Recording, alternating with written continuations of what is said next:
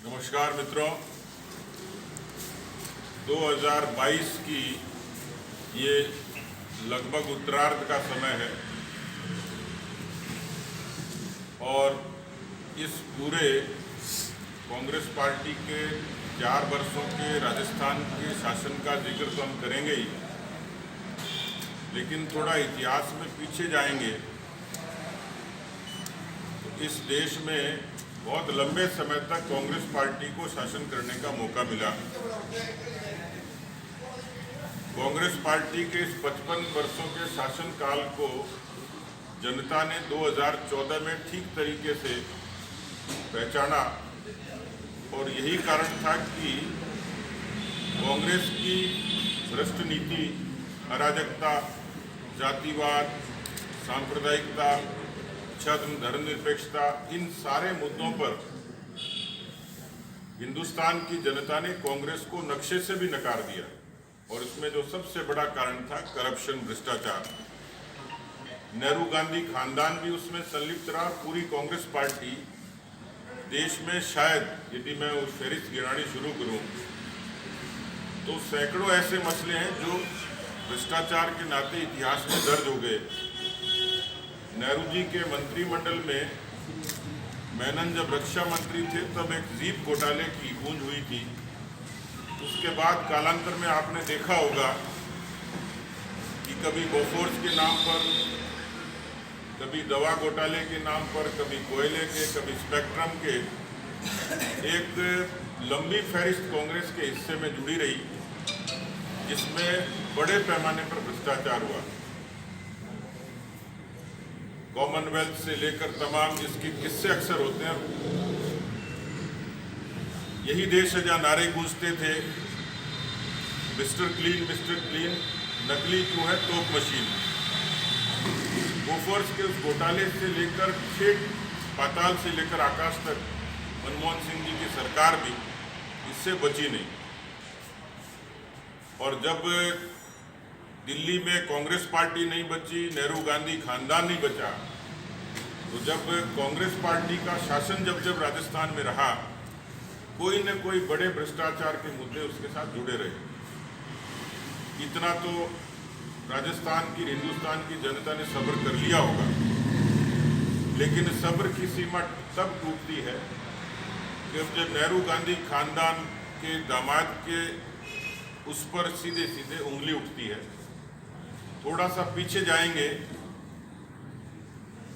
तो 8 से 13 के कालखंड में रॉबर्ट वाड्रा, जिसमें कारक थे, 125 बीघा जमीन इसी कांग्रेस पार्टी की सरकार ने ऐसे व्यक्ति को आवंटित कर दी जिसका कोई अस्तित्व ही नहीं था। बाद में ये सारी चीजें घूमते घूमते जब इसका कनेक्शन देखा गया तो रॉबर्ट वाड्रा और उसकी मां की कंपनी स्काईलाइट हॉस्पिटैलिटी का उसमें सीधे सीधे जुड़ाव महसूस किया गया। कालांतर में जब ये मुद्दा हाईकोर्ट में गया तो जब इस बात की सुनवाई शुरू हो गई और इसकी चर्चा शुरू हुई, तब इनको फिक्र हुई और कोर्ट में इस मामले को खारिज करने के लिए, निरस्त करने के लिए कि अब इसमें न प्रमाण है न दम है। लेकिन ये मामला सुर्खियों में दोबारा से तब आया जब हाईकोर्ट ने उनकी अपील को इस आधार पर निरस्त कर दिया कि अभी इस पर सुनवाई जारी रहेगी। यानी ये एक किस्म से एडमिशन है कि कहीं न कहीं इसमें कानूनी तौर पर, विधिक तौर पर और परंपरागत और सामाजिक तौर पर कहीं न कहीं रॉबर्ट वाड्रा की और उसके परिवार की कोई संलिप्तता इस लैंड अलॉटमेंट में रही है।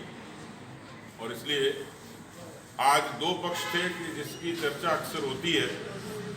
भ्रष्टाचार जो कांग्रेस पिछले 55 वर्षों में लूट और झूठ का जो खेल खेला, देश में भी और प्रदेश में भी, लेकिन राजस्थान के किसानों की ज़मीनों को हड़पने का काम करना और फिर वाड्रा को बेनामी तरीके से उसको आवंटित करना, और हाईकोर्ट द्वारा फिर इनकार करना, इसका मतलब ये पुख्ता करता है कि कहीं न कहीं इसमें केवल आटे में नमक नहीं है, ऐसा लगता है कि नमक में आटा है। और इसलिए हम लोगों ने इस पर पुरजोर तरीके से कहा। परसों हमारे प्रवक्ता ने इस पर पूरी बात मीडिया के समक्ष रखी है। ये वैसा ही मसला है कि जिंदा मक्खी निकलने जैसा। भारतीय जनता पार्टी ने इसको एक किस्म से सोनिया गांधी के दामाद रॉबर्ट वाड्रा, जो राजस्थान के किसानों की जमीन हड़पने वाले माफिया से कम कुछ नहीं है, और जिस तरीके से कांग्रेस के मुख्यमंत्री ने, कांग्रेस की सरकार ने इस पर पर्दा डालने की कोशिश की, ये हमारे लिए ये आश्चर्य और ताज्जुब की बात है। सुचिता, नैतिकता और इसकी बात करने वाले, हालांकि मुख्यमंत्री को पब्लिक डोमेन में भी जनता ने स्पष्ट जवाब दिया था कि यहाँ तबादलों में भ्रष्टाचार होता है और बहुत सारी चीजें जिसकी एक लंबी फहरिस्त है। लेकिन आज मेरा फोकस सिर्फ राजस्थान की कांग्रेस पार्टी की सरकार, उनके मुख्यमंत्री से हमने कुछ सवाल किए थे कि जो बातें अभी आई हैं, तो राहुल गांधी जी ने यात्रा निकाली यहाँ पर। मेरा उनसे ही प्रश्न है कि इस मसले पर जहाँ उनकी सरकार है और उनके सीधे सीधे किसी रिश्तेदार के खिलाफ इस तरीके से किसानों की जमीन हड़पने का मामला होता है, तो अपनी चुप्पी कब तोड़ेंगे, उस पर अपनी प्रतिक्रिया कब देंगे और उस पर एक्शन कब करेंगे। यदि ऐसा है, या तो ये झूठ है, उसको साबित करें, और यदि सत्य है तो रॉबर्ट वाड्रा के द्वारा हड़पी गई 125 बीघा जमीनें किसानों की, वो उनको कब वापस मिलेंगी, राजस्थान की सरकार उस पर कब पहल करेगी। ये मैं प्रेस नोट के जरिए आपको सारी बातें दूंगा इसमें, लेकिन कुल मिलाकर हमारा आरोप यही है कि जो हाईकोर्ट ने भी अपने ऑर्डर में उसको रेखांकित किया अच्छे तरीके से, और यही कारण है कि हाईकोर्ट ने उसको रिफ्यूज किया। इन्होंने फिर इन्हीं के कंपनी के महेश नागर ने एसएलपी दायर की थी, जांच को रोकने की मांग की थी, लेकिन कोर्ट ने उसको नकार दिया। और ये भी सही है कि जो स्काईलाइट हॉस्पिटैलिटी है, ये रॉबर्ट वाड्रा की मदर और उनकी खुद की कंपनी है, जिसका याचिका से कोई कानूनी वैधता नहीं थी, मामला गंभीर था। इसी कारण हाईकोर्ट ने उसको ऑब्जर्वेशन का आदेश दिया था। एक लंबी सी फहरिस्त है, इसमें कुछ एविडेंसेज हैं जो मैं आपको रिटर्न में दूंगा,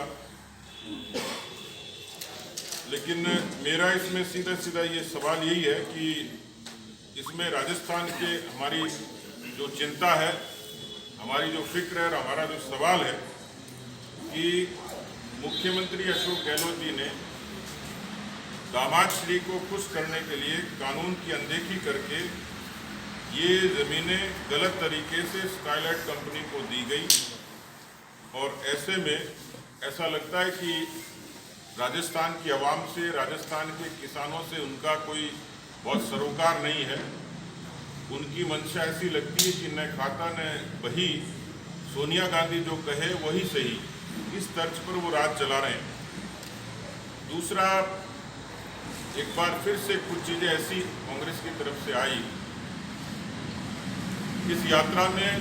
बाकी चीज़ें तो बड़ी रोचक सी थी, लेकिन भगवान श्री राम के बारे में जो कांग्रेस की धारणा थी वो समय समय पर बदलती तो रहती है, लेकिन कांग्रेस की चाटुकारिता की पराकाष्ठा है कि जिनको राम जन्मभूमि पर ऐतराज़ था, जिनको राम सेतु पर ऐतराज़ था, जिनको जो जय श्री राम और जय सिया राम के भेद को नहीं जानते, वो सलमान खुर्शीद जी ने राहुल गांधी की तुलना भगवान श्री राम से की।